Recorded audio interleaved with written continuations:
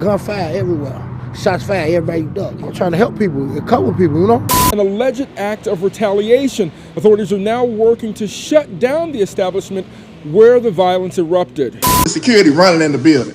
Why the fuck y'all running in the building? Y'all running in the building. Y'all supposed to be securing us. Y'all running here. I'm like, what the fuck going on? This is SkinBone, a very popular, very viral influencer with millions of followers who is now facing backlash after a bloody mass shooting left 15 people injured and 2 of those in critical condition at his Halloween party that he and a couple of other very popular Chicago influencers threw. Bullet fly past my face. Glass fly past my face. Almost died. I literally saw the bullet fly past my face. Now imagine you are one of the people who came in from out of town to party with your favorite comedian influencer. And instead of getting the dope picture that you post on the gram rocking out with the guy with millions of followers, a drunk and out of his mind madman shoots the entire club up. The same club that he was just kicked out of. And then they told him he couldn't come in, so I guess he must have came back and went to his car or whatever and started shooting. Well, this nightmare was a reality for SkinBone and all the fans that came out to support his event. But now he is facing backlash and being blamed by the internet for creating an environment for something like that to happen, and the story is spiraling out of control. But it is crazy because like one guy literally now has a bullet stuck in his head from going to a party where he just wanted to hang out with the cool guy from TikTok. Came out of my neck, went back into my neck, and now the bullet is lodged in my skull, at the back of my head. And this isn't the first time we've seen an influencer get in trouble for having a meetup that just spiraled out of control. Hell, Kai Cenat literally tore a whole city up on accident. But that's the thing. With having such a big following, it's a big responsibility. And the story of how quickly that party went from a success to a horror show in minutes is crazy. And we're going to go through the details and footage.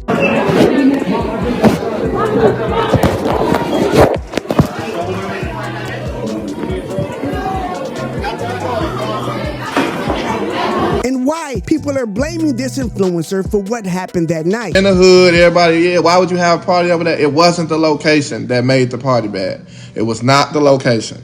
You can have a party, you can get shot in church. It don't matter if it's a goofy in the facility. It don't matter where you at. You see, SkinBone is saying that they had security. They kicked the guy out, and it wasn't the location or even the party that was the problem. It was really just a freak incident, and you gotta blame the guy who pulled the trigger and not him. And those are all very good points. 6-time convicted felon William Groves remains behind bars tonight, accused of being the gunman responsible for a mass shooting this weekend in a North Lawndale Halloween party. But it's not that simple, especially since the place where the party was held was at an event space allegedly operating as an unlicensed club. So there may be lawsuits on the way. City records listed as an art gallery, but since 2021, the buildings department questioned if it was operating as an unlicensed club. And they ended up using that space because they got kicked out of another space, which makes some people feel like maybe there wasn't the type of planning that should have went into this to make sure people would be safe. And with all the bloodshed, trauma, and internet clout to be had, and again, with how wild this story is, there's a lot to be talked about and people want answers as well as someone to blame. A lot of people are saying dumb stuff, talking about I sacrifice people. Ain't nobody died. I don't believe in that Illuminati. People, y'all mind is crazy. But look, we here at the Church of Joe Stone don't judge. We give you the most shocking and provocative stories in the culture and let you decide. The Church. Watch to the end and we'll dive into the wild details of this event, the backlash, and still unfolding news about the shooter. And you can tell us if this is a freak accident or was there a better way to make sure that those 15 victims that got shot that night, lives didn't have to change forever. And also, make sure you like and subscribe. Now let's take it back. Halloween weekend was a deadly time in America after more than 50 people were injured and at least 11 are dead across the country. One of those shootings occurred at a party being thrown by Chicago comedian SkinBone, which left 15 people injured, including 2 in critical condition. Right now, 15 people are in the hospital. This happened in the 1200 block of South Pulaski at around 1 this morning. Chicago police say they received a shots fired call and saw a man shooting into a large gathering at what used to be Vern's Friendly Lounge. On Saturday, October 28th, SkinBone and a few other popular social media comedians were hosting a party on the 1200 block of South Pulaski Road in the North Lawndale neighborhood of Chicago. According to multiple partygoers, there was this drunk guy that showed up around 1 a.m. and tried to gain access to the event. He was ejected from the party by security for causing a disturbance earlier and trying to start a fight. Apparently, security beat his ass, kicked him out, and a few minutes later, he came back to the party with the gun and started unloading in the event space. It was literally like shooting fish in a barrel. I was in the front, so it was a fight that broke out in the back. I guess a couple of guys then went out. Then maybe somebody tried to come back in and told him he couldn't get in.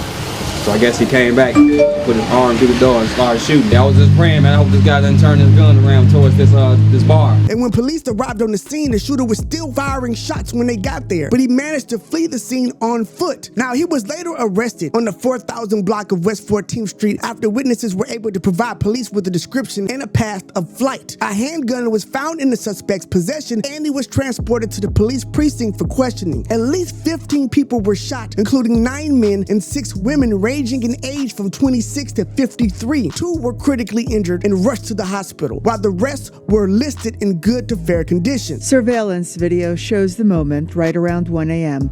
when gunfire erupts inside a North Lawndale Halloween party.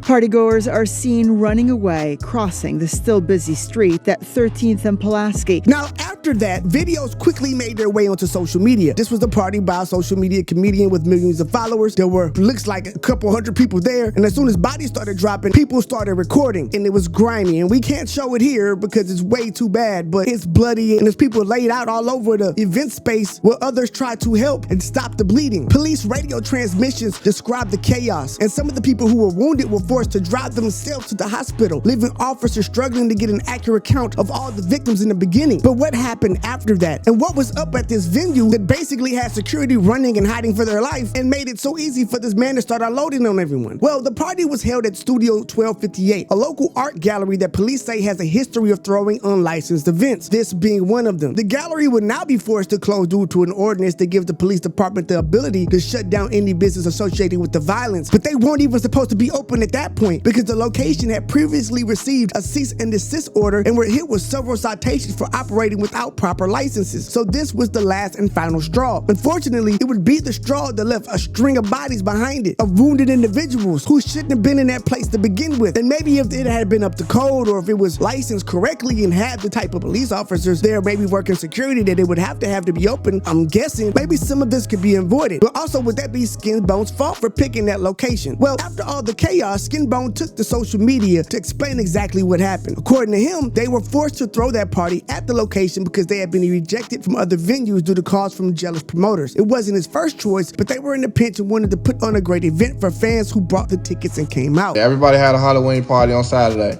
So what y'all need to understand is promoters start hating. So when we had our Halloween party planned for a whole nother location, other niggas at clubs started calling about our place because we didn't want to throw our shit at they stuff. So they calling around, yeah, woo, they having this party, go shut it down. They shut it down. We dang. But we got, we are fan people. So if people bought these tickets to see us and come kick it with us, come rock out with us, we gonna figure something out. He also says that the shooter was just drunk and mad, and that he was not allowed into the party, and there were no other motivations beyond that for the random attack. He starting fights. He arguing with a nigga over there. Security come. You gotta go. Any regular nigga, I gotta go. I gotta leave. I'm finna go. All right, I did too much. It's time for me to go. Instead, this nigga wanna argue with the security guard. This nigga wanna fight the security guard. Security guard whoop his ass. Now you getting your ass whooped. You wanna feel some type of way. Go run to your car. And that whole situation right there was dumb to me because why would y'all let that nigga go to his car, man? Why would y'all let the nigga go to his car and do what he's supposed to do? Y'all supposed to stop that nigga from going to his car because, like, we in the club. Don't nobody know what's going on with that nigga outside but the security. We in the club. Y'all let the nigga go to the car. I knew it was some bullshit when I see the security running in the building. Why the fuck y'all running in the building? Y'all running in the building. Y'all supposed to be securing us. Y'all running here. I'm like, what the fuck going on? 2 seconds later, bullet fly past my face. Glass fly past my face. Almost died. I literally saw the bullet fly past my face. We on the ground. I'm on the ground. My manager. I'm making sure my manager good because that's who I was at. I'm in the front by the front door. That's what I'm saying. Like, I'm by the front door. So I'm sitting down like this. This is literally the glass that you see through the front door. So that nigga opened that door and aimed at me. He shot this way. We get on the floor. He come in through the door. He's shooting people that ain't got nothing to do with nothing. This is a nigga from Champaign. There's not no nigga from 13th and Pulaski. There's not no ops that's just around because people like, oh yeah, you was on 13th Pulaski. This nigga not from here that came and did that. Tunstall, I don't know how you say his name, another local comedian who was also hosting the party, says that they checked for guns at the door, but unfortunately that was not enough to prevent the violence. One of the victims, Paris Brown, aka Tree, who was shot twice in the back, gave an interview with local news station from his hospital bed. Shot at my shoulder blade, came out of my neck. Came out of my neck, went back into my neck, and now the bullet is lodged in my skull, in the back of my head. This isn't the first time he's been shot. In 2012, he was shot in the back and paralyzed. Someone shot up our vehicle. Why, I don't know. I was the only person shot.